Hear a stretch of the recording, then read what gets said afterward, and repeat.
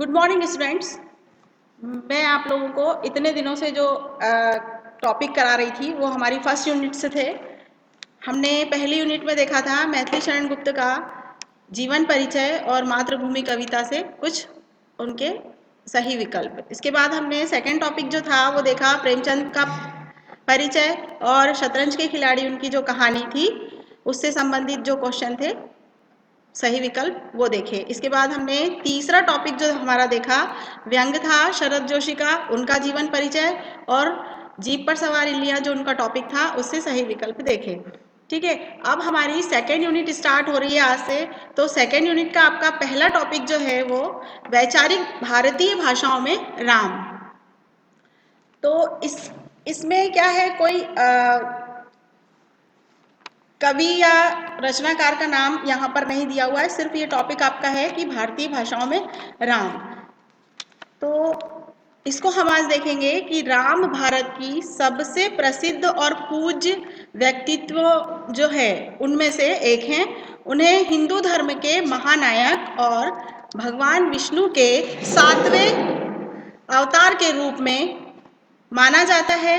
राम का नाम भारत की संस्कृति, धर्म और इतिहास में बहुत ऊंची महत्वता लिए हुए है। राम के नाम को लेकर बहुत सारी कहानियाँ और उनके जीवन से जुड़ी जो घटनाएं हैं, उन्होंने सदाचार, नैतिकता और धर्म के महत्व को दर्शाया। उनके चरित्र ने भारतीय संस्कृति में एक महान आदर्श के रूप में उनकी संस्कृति में एक महान आदर्श के रूप में स्थापित हुआ है हमारे भारत में। इसके बाद भारत के अलावा मतलब हमारे देश के अलावा भी राम का नाम नेपाल, इंडोनेशिया और फिजी अन्य कुछ देशों में भी महत्वपूर्ण है। वहाँ भी उन्हें धार्मिक आदर्श के रूप में माना जाता है और उनकी कहानियाँ और जीवन से संबंधित जो घटनाएं हैं, घटनाक्रम को समर्पित किया जाता है। मतलब उनकी कहानियाँ, कथा जो है वो हमारे देश के अलावा भी बहुत से देशों में सुनाई और पढ़ी जाती है, इनका वाचन किया जाता है।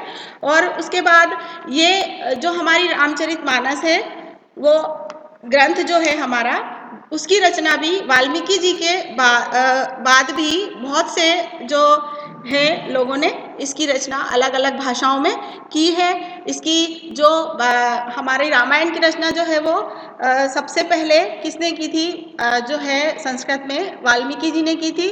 और उसके बाद रामचरितमानस की रचना जो है वो किसने की थी, तुलसीदास जी ने की थी। ठीक है, इसके बाद जो है ये हमारे भगवान राम जो हैं वो इक्ष्वाकु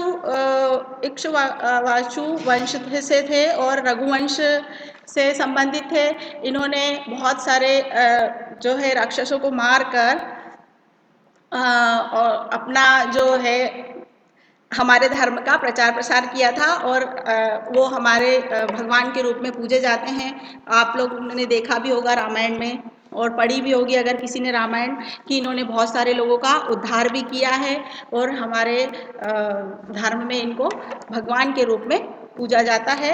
ये रघुवंश से संबंधित थे।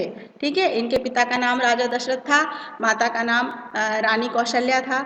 इसके बाद अब हम इनसे संबंधित जो है कुछ सही विकल्प देखते हैं।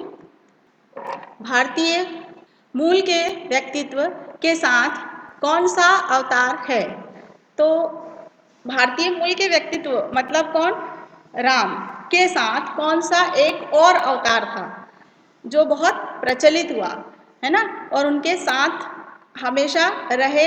तो वो थे, कौन थे? भगवान शिव थे क्या, हनुमान जी थे, लक्ष्मण जी थे, अगस्त्य महर्षि थे? तो इसका आंसर क्या आएगा, हनुमान जी थे।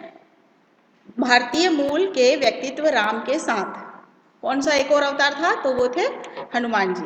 ठीक है, इसके बाद दूसरा जो है, राम ने कौन सी शक्ति का प्रयोग कर रावण को मार दिया था? तो इसके 4 ऑप्शन हैं, वायु शक्ति, आग शक्ति, जल शक्ति, ब्रह्मास्त्र शक्ति। तो राम भगवान ने ब्रह्मास्त्र का उपयोग करके रावण का वध किया था। अगला जो है आपका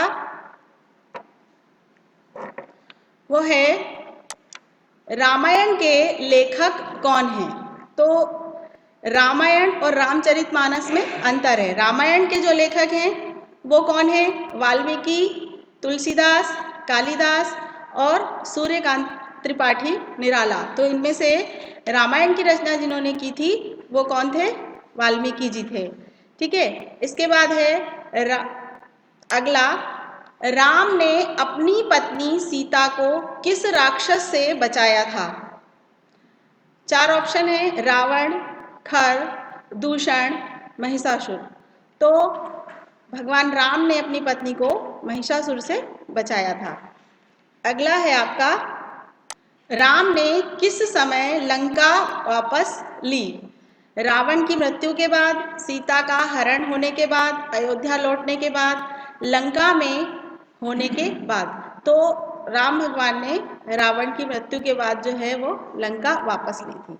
ठीक है। ये आप, इसके बाद अगला जो है, राम ने इनमें से कौन सा भारतीय भाषा में लिखा महाकाव्य नहीं है? तो हमको ये बताना है कि महाकाव्य जो है वो नहीं है। तो रामचरितमानस महाकाव्य है, रघुवंशम जो है वो संस्कृत में इसकी रचना की गई है, ये भी है। रामायण गिरधर ये भी है। आर्ष रामायण वाल्मीकि की जो संस्कृत में लिखी गई ये भी है, और रामायण गिरधर जो है वो गुजराती में लिखी गई है, ये महाकाव्य में नहीं आती है। इसके बाद अगला जो है आपका 8वां, किसकी मान्यता है कि राम कथा का कोई सीमांत नहीं है? मतलब कि राम की जो कथा है उसका कोई अंत नहीं है, ये किसकी मान्यता है? तो श्री हनुमान प्रसाद पोद्दार, श्री राम किंकर महाराज, श्री R.N. वैद्य, गोस्वामी तुलसीदास। तो ये किसकी मान्यता है? गोस्वामी तुलसीदास। अगला जो आपका है, रामायण को किस काव्य के रूप में रखा गया है? चंपू काव्य, खंड काव्य, महाकाव्य या कोई नहीं? तो इसका सही आंसर आएगा महाकाव्य। 10वां जो आपका विकल्प है, उत्तर भारत की जनता में सर्वाधिक लोकप्रिय राम कथा है रामचंद्रिका, रघुवंश, रामचरितमानस और हनुमान चालीसा। तो उत्तर भारत की जनता में सर्वाधिक लोकप्रिय जो है वो क्या है? रामचरितमानस। ठीक है। ये हमने इससे संबंधित जो है आपके 10 ऑब्जेक्टिव मतलब सही विकल्प देखे, और बहुत सारी चीज़ें हैं जो भगवान राम के बारे में हैं, वो भी आप एक बार रीड कर लेना। सही विकल्प में आपसे पूछे जा सकते हैं। ये मैंने आपको कुछ MCQs बताए हैं, आप देख लीजिएगा। Thank you.